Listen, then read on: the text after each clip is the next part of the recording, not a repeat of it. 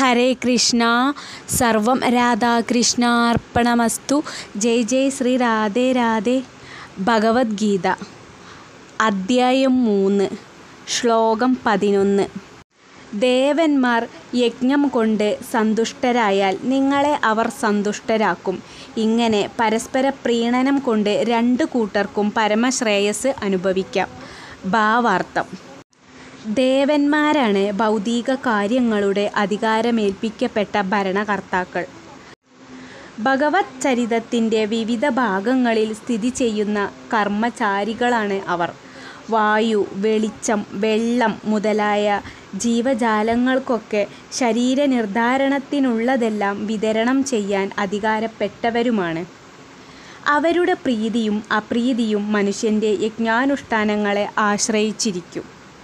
ചില യജ്ഞങ്ങൾ ചില ദേവന്മാരെ പ്രീതിപ്പെടുത്താൻ വേണ്ടിയുള്ളവയാണ്. അവ ചെയ്യുമ്പോഴും സർവയജ്ഞോപഭോക്താവെന്ന നിലയ്ക്ക് വിഷ്ണു പൂജിക്കപ്പെടുന്നു. ഭോക്താരം സർവയജ്ഞാനാം എന്നതുകൊണ്ട് ഭഗവത്ഗീത ഊന്നിപ്പറയുന്നതും യജ്ഞഭോക്താവ് കൃഷ്ണൻ തന്നെയാണ് എന്നാണ്. അതുകൊണ്ട് യജ്ഞപതിയുടെ ആത്യന്തികമായ സംപ്രീതിയാണ് എല്ലാ യജ്ഞങ്ങളുടെയും പ്രധാന ഉദ്ദേശം. ഈ യജ്ഞങ്ങൾ പിഴയില്ലാതെ നടത്തുന്നതുകൊണ്ട് വിതരണത്തിൻ്റെ വിവിധ ഭാഗങ്ങൾക്ക് ചുമതലപ്പെട്ട ദേവന്മാർ സ്വാഭാവികമായി സംതൃപ്തരാവുന്നു. പ്രകൃതി വിഭവങ്ങളുടെ വിതരണം ശരിയായി നടക്കുന്നു. യജ്ഞാനുഷ്ഠാനത്തിന് അനേകം പാർശ്വഫലങ്ങളുണ്ട്. അവ ആത്യന്തികമായി ഭൗതിക ബന്ധങ്ങളിൽ നിന്ന് മുക്തി നേടാൻ വഴിയൊരുക്കുന്നു. വേദങ്ങളിൽ പറഞ്ഞിരിക്കുന്നത് പോലെ യജ്ഞാചരണം സർവകർമ്മങ്ങളെയും പവിത്രീകരിക്കും. യജ്ഞാനുഷ്ഠാനം കൊണ്ട് ഭക്ഷ്യവസ്തുക്കൾ ശുദ്ധീകരിക്കപ്പെടുന്നു. ആ ശുദ്ധീകൃത ആഹാരങ്ങൾ ഭക്ഷിക്കുന്നവരുടെ ജീവിതവും പവിത്രമാകുന്നു. ജീവിതശുദ്ധി സ്മരണമണ്ഡലത്തിലുള്ള സൂക്ഷ്മകോശങ്ങളെ ശുദ്ധീകരിക്കുന്നു. സ്മരണശുദ്ധി വന്നാൽ മുക്തിമാർഗചിന്ത ആരംഭിക്കുന്നു. ഇതെല്ലാം ഒത്തിണങ്ങി വന്നാൽ കൃഷ്ണാവബോധത്തിലേക്ക് വഴിയൊരുങ്ങുന്നു. ആധുനിക സമൂഹത്തിന് അത്യാവശ്യമാണ് അത്. ശ്ലോകം 12. ജീവിതത്തിൽ വിവിധങ്ങളായ ആവശ്യങ്ങളുടെ ചുമതല വഹിക്കുന്ന ദേവന്മാർ യജ്ഞത്താൽ സന്തുഷ്ടരായി ആവശ്യ വിഭവങ്ങളെല്ലാം മനുഷ്യർക്ക് നൽകും. ഈ അനുഗ്രഹങ്ങളെ ആ ദേവന്മാർക്ക് തിരിച്ചു സമർപ്പിക്കാതെ മുഴുവനും ആസ്വദിക്കുന്നവൻ ചോരൻ തന്നെയാണ്. ഭാവാർത്ഥം: മനുഷ്യർക്ക് വിഭവങ്ങൾ യുക്തം പോലെ വിതരണം ചെയ്യാൻ ഭഗവാൻ വിഷ്ണുവിനാൽ നിയോഗിക്കപ്പെട്ടവരാണ് ദേവന്മാർ. വിധിപ്രകാരമുള്ള യജ്ഞങ്ങളാൽ അവരെ തൃപ്തിപ്പെടുത്തേണ്ടതാണ്. വിവിധ ദേവന്മാർക്ക് അനുയോജ്യങ്ങളായി വെവ്വേറെ യജ്ഞങ്ങളുണ്ടെന്ന് വേദങ്ങളിൽ പറയുന്നു. ആത്യന്തികമായി അതെല്ലാം പരമദിവ്യോത്തമ പുരുഷനായ ശ്രീകൃഷ്ണ ഭഗവാനു വേണ്ടി സമർപ്പിക്കപ്പെട്ടവ തന്നെ. ഭഗവാന്റെ മഹാത്മ്യം അറിയാത്തവർക്കാണ് ദേവന്മാർക്കായുള്ള യജ്ഞം വിധിക്കപ്പെട്ടിട്ടുള്ളത്.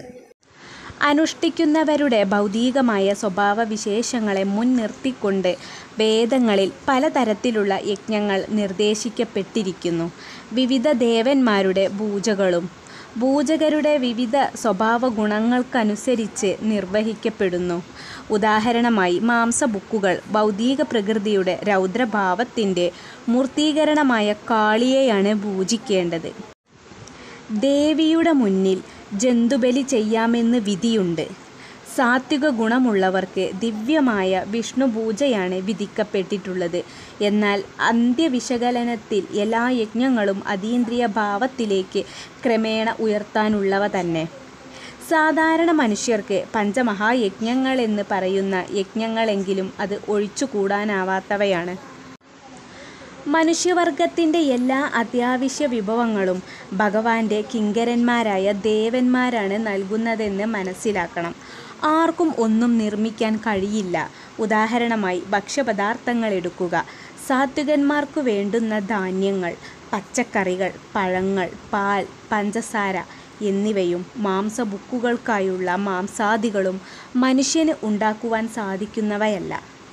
ജീവിതത്തിന് അത്യാവശ്യങ്ങളായ ചൂട്, വെളിച്ചം, വെള്ളം, വായു എന്നിവയും അങ്ങനെ തന്നെ. മനുഷ്യന് ഇവ ഒന്നും തന്നെ ഉൽപ്പാദിപ്പിക്കാൻ കഴിയുന്നതല്ല. സൂര്യപ്രകാശവും നിലാവും മഴയും ഭഗവത് പ്രസാദം കൊണ്ട് ലഭിക്കുന്നവയാണ്.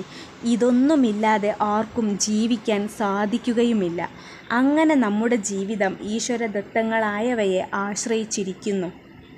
മനുഷ്യനിർമ്മിതങ്ങളായ ഉപകരണങ്ങൾക്കും ലോഹങ്ങൾ, ഗന്ധകം, രസം, മാംഗനീസ് എന്നിങ്ങനെയുള്ള അസംസ്കൃത പദാർത്ഥങ്ങൾ പലതും ആവശ്യമാണ്.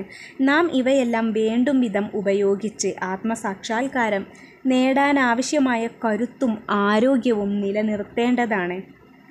ആ വഴിക്ക് ജീവിതത്തിൻ്റെ പരമലക്ഷ്യമായ ഭൗതിക ജീവിത സമരത്തിൽ നിന്നുള്ള മോചനം നേടുക. ഇത് ഉദ്ദേശിച്ചുകൊണ്ട് ഭഗവത് കിങ്കരന്മാരായ ദേവന്മാർ തന്നിരിക്കുന്ന പദാർത്ഥങ്ങളാണ് ഇവയെല്ലാം. യജ്ഞം കൊണ്ട് ഈ ജീവിതോദ്ദേശം നിറവേറുന്നു.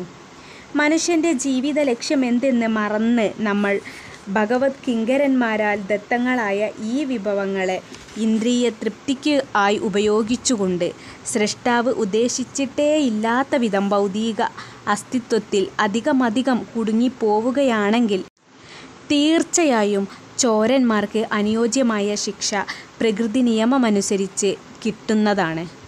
ജീവിതത്തിൽ തനതായൊരു ലക്ഷ്യവുമില്ലാത്തതുകൊണ്ട് ചോരന്മാരുടെ സമൂഹത്തിന് ഒരിക്കലും സന്തുഷ്ടമാകാൻ കഴിയില്ല. ഭൗതികവാദികളായ ഇത്തരം കള്ളന്മാർക്ക് ആത്യന്തികമായൊരു ലക്ഷ്യവുമില്ല. സുഖഭോഗേച്ഛ മാത്രമാണവരെ പ്രചോദിപ്പിക്കുന്നത്. യജ്ഞം ചെയ്യേണ്ടത് എങ്ങനെയെന്നും അവർക്കറിഞ്ഞുകൂടാ. ചൈതന്യ മഹാപ്രഭു ആവിഷ്കരിച്ച ഏറ്റവും നിഷ്പ്രയാസമായൊരു യജ്ഞമാണ് സങ്കീർത്തന യജ്ഞം. കൃഷ്ണാവബോധത്തിൻ്റെ സിദ്ധാന്തങ്ങൾ അംഗീകരിക്കുന്ന ഏതൊരാൾക്കും അത് അനുഷ്ഠിക്കാം. ഹരേ കൃഷ്ണ കൃഷ്ണ കൃഷ്ണ ഹരേ ഹരേ, ഹരേ രാമ രാമ രാമ ഹരേ ഹരേ, ഹരേ കൃഷ്ണ. സർവം രാധാകൃഷ്ണാർപ്പണമസ്തു. ജയ് ജയ് ശ്രീ രാധേ രാധേ.